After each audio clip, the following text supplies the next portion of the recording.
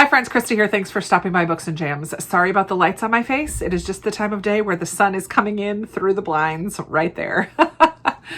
Today we are going to be talking about my 5-star predictions that I made a couple of months ago. I had given myself the goal of finishing the books before my birthday, which was July 7th, and I completed that goal, but I'm just now finally sitting down to talk about these books with you, and I can't wait to get into it. But the 3 books that I predicted for myself would be 5-star reads are Brave by Misu Andrews, a Christian biblical fiction; Theo of Golden, a contemporary literary fiction by Alan Levi; and another contemporary, or I guess historical mystery, literary mystery, is All the Colors of the Dark by Chris Whitaker. I'll tell you right now, they were not all 5 stars, and I am going to talk about them from my least favorite to my favorite. So we're going to start off with Brave by Misu Andrews. Unfortunately, this one did not work for me. I really enjoy biblical fiction that makes me want to dive back into the Bible stories themselves in the Bible and see the people that are in those Bible stories in a new way, or just understand their humanity in a way that I didn't before because I'm so familiar with those stories. This one is the story of King David after he's anointed king, but while he's kind of wandering in the wilderness because Saul is still the king of Israel. And so we're in this wandering time period where he's slowly building up his little band of men, and Ahinoam is his first wife. I don't know scripturally if she is his first wife. She's barely mentioned in the Bible. The actions and the places that they go, that's in the Bible. The people that they have to fight with, Joab and some of the other men that are fighting with David, those people are in the Bible, but we just don't know much about David and his relationship with Ahinoam. So a lot of this is speculative, which I totally understand. We don't have a lot of information in the Bible, and so Misu Andrews is using her imagination and her skills as a writer to tell us a story set during that time based on definite scripture events, but making up a lot of the story. And I just didn't get into it. It was a very repetitive and kind of a slog, as he spent years waiting for this promise that he would be the next king, as he's waiting for that to come true. We see David's struggles. We see him writing Psalms. We see a lot of aspects that are in the Bible, but I don't know. I just didn't really care for it. I found it to be a slog to read. I'm giving it 2 stars, unfortunately. I just was bored for a lot of the time. There were aspects that I did really like. The parts that I was like, oh, I remember reading that in the Bible. Those are the parts that I liked. I liked kind of seeing David's relationship with some of the men, and I enjoyed the romance in a way between Ahinoam and David and the challenges that they faced and the way that she supported him. I did enjoy that, but it just wasn't what I normally like about biblical fiction in particular.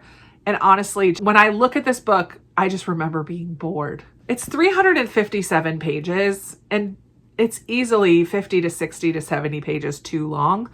It just got repetitive and slow. I wasn't drawn in by these characters. I wasn't invested like I like to be because it's people that I know from scripture. Yeah, I just didn't care for this one. Unfortunately, it's my first Misu Andrews book and maybe my last. I might be interested in trying others, but not biblical fiction, maybe. I don't know. Then moving to my next one, I'm giving this one 3 stars. It's All the Colors of the Dark by Chris Whitaker. I think I was going to give it 4 stars, but then now it's been a while. This is the first one of the 3 that I read, and it's been quite a while. And honestly, I had to do some research and remember what this was even about. It did not stick with me at all. But what I do remember as the story's coming back from reading other people's reviews and remembering what the story is about, is that I really did not like our characters in here.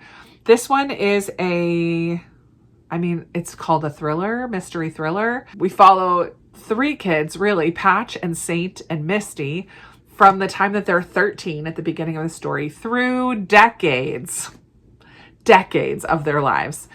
At the beginning, Patch, who is a young man who only has one eye, he like plays to be a pirate, and his friend Saint is his right-hand man. She and Patch are like besties.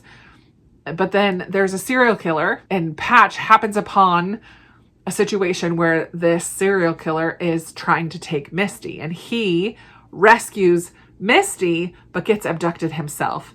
And then Saint tries to find him and rescue him. While he's abducted, he is comforted by this girl, Grace.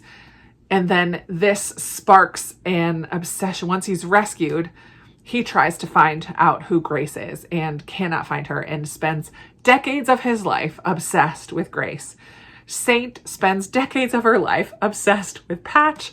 And Misty is just a mess in the midst of all of this. And I just really didn't care for these characters. I definitely was Team Saint throughout the book. The book is beautifully written, but too beautifully written for me. I just prefer it to be a little bit more straightforward. I didn't mind the short chapters at all. I actually liked that. I feel like it helped it to be propulsive. Like some of them are just a page. Some of them are even shorter than that. There's like 260 something chapters. What? I am somebody who needs to root for the characters, and I just didn't like the characters in here.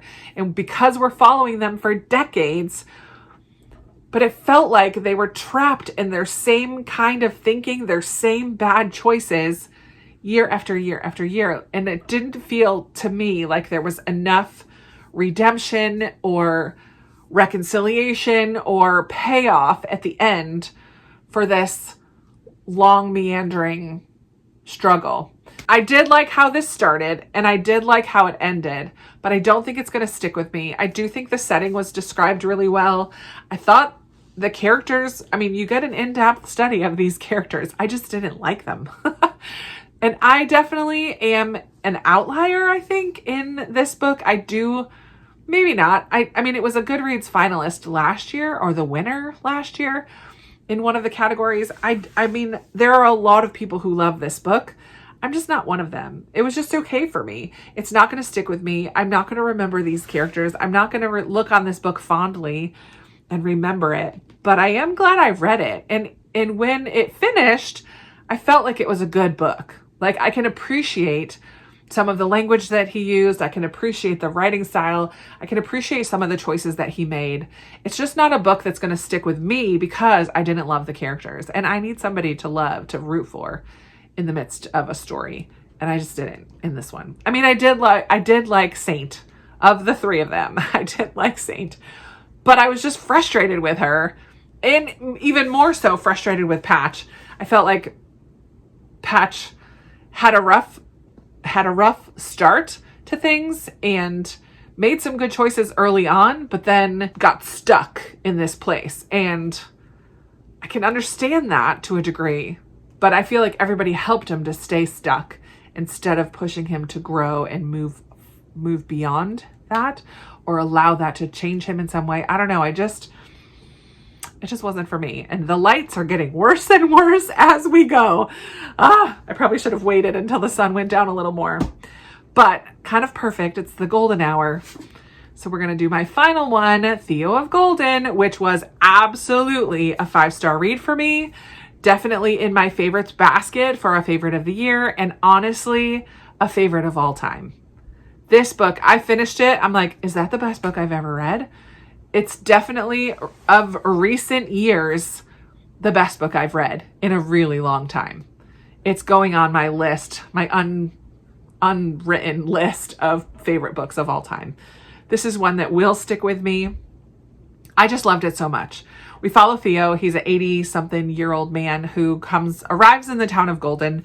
Nobody really knows who he is or where he came from. And while there, he visits a coffee shop and sees all of these portraits on the wall from a local artist. And he becomes almost obsessed with them, not in a bad way, but he really appreciates the artistry of the artist, but also is captivated by these people's faces. And so he decides he's going to start buying the portraits one by one and returning them to the people whose pictures they are. In the course of the story, we get to see some of those conversations where he meets them on the same park bench in the middle of town and where the fountain is, and he has these deep conversations getting to know who these people are, and then he delivers them their portrait and tells them what he sees about who they are, their character, what he sees about them from the pictures. So we get to learn a little bit about people in the town. As his friendship circle grows, we get to see the way these lives are interconnected. Theo is a delight of a man. He finds humor in situations. He loves people so well, and he just loves people in general. So everyone he meets, he tries to learn their story all the way through. You're wondering, well, who is Theo? Is he even real? Is he an angel? Like, who is he? And so slowly and surely you learn a little bit more about who he is and his backstory and some of the things that he has had to walk through and what has brought him to this point in time. And it's a hug of a book. It's so heartwarming. I teared up multiple times as we learned stories of people in this town, as we learned some of their backstory and the things that they're going through. I laughed, I cried, I hugged the book at the end. It's absolutely a 5-star and absolutely going on my list of favorite books of all time. I love Theo.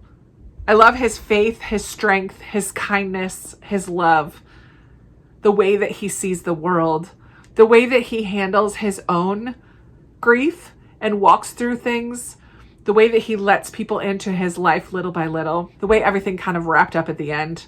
I just absolutely loved this book so much. It has definitely flown under the radar. Not that many people know about this book outside of everyone here because I've been talking about it, I feel like, for ages. And I'm so glad I finally read it. It has been on my TBR for months and months and months. And I'm so thankful to the bookseller in Kansas City who put it on my radar. I'm glad I came home and purchased it right away from Amazon, and I'm so glad I finally read it. And if you're looking for a book that's going to touch your heartstrings, that's going to challenge the way that you view other people in a way that is so positive, I just recommend this book. I think it could be for everyone. It's so good. It's so good. It's a quieter book, and yet there's a lot that happens. So I don't know. For me, perfection. Absolutely loved it. So there you have it. Brave, not so much. All the Colors of the Dark, a little bit more. And Theo of Golden, it's everything. So that's my wrap up. I would love to know if you've read any of these, what your thoughts were. I know many of you probably loved All the Colors of the Dark, but does it make sense to you why I didn't? And Brave is a little more niche because it's Christian fiction, and I know not all of you read Christian fiction, but for those of you who have read it, do you agree with me? Do you think differently about it? And if you haven't yet picked up Theo of Golden, I highly recommend it. And I know it's kind of a bummer because it is so far under the radar. There's no audiobook for it. I learned from somebody else they can't find it in large print, which is something that they need. So I'm hoping that by spreading the word that more people will buy this book and it will get to the point where they do make an audiobook for it or give other options for those who need them, because it's just so good. All right, that's it for today. I would love to chat with you down in the comments below. What do you think about my thoughts about these books? Do you agree, disagree? And if you've made it all the way to the end, but you don't really have anything to add to the discussion, go ahead and put a little star emoji or 5 stars for this 5-star prediction wrap up, just to let me know that you were here. I really appreciate you for spending a few minutes of your day with me today. Thank you so much for watching, and I really look forward to chatting with you in another video very soon. Bye.